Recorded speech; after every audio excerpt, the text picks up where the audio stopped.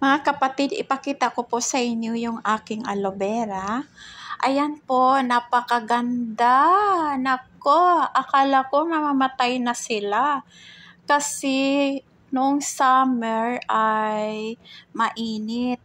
At akala ko ay mamamatay na kasi kulay brown na yung kulay ng aloe vera ko. Tapos ngayon, kulay green na sila kasi ngayon malamig na dito sa Saudi. Normal naman po yung dito yung klima. At ngayon, ang lusog na nila ngayon. Ayan, ang lalaki nila. Ang gaganda naman, napakalusog talaga.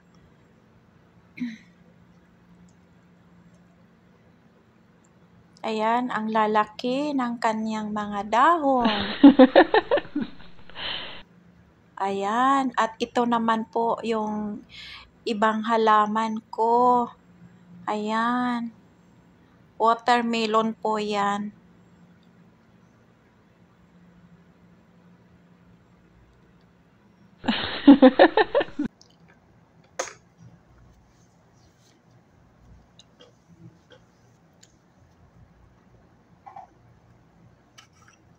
Kasi maganda kasi yung mga balat ng mga kamatis at mga gulay, yan, dinudurog-durog.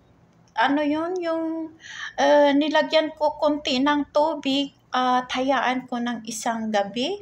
Tapos yung tubig at itapon ko po dyan sa aking pananim na mga sili at kamatis. Ayan, ang taba po. Ayan na po ang lalaki na ang bunga at ang taba. Tapos magaganda pa. Kaso lang kinakain kasi ng ibon. Sana hindi naman kakainin ng ibon kasi para po matikman ko yung aking pananim, di ba?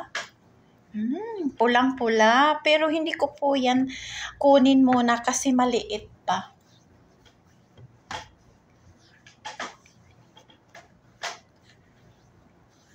Marami naman siyang bunga kaso lang kinakain ng ibon.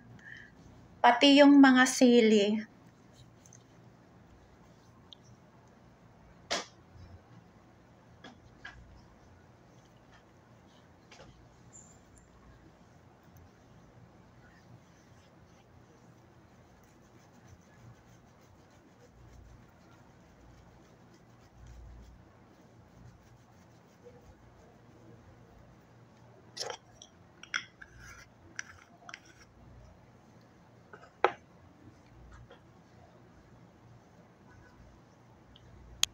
Ayan, maliliit pa po yan kasi yung isa lang po yung pula kasi kinakain ng ibon.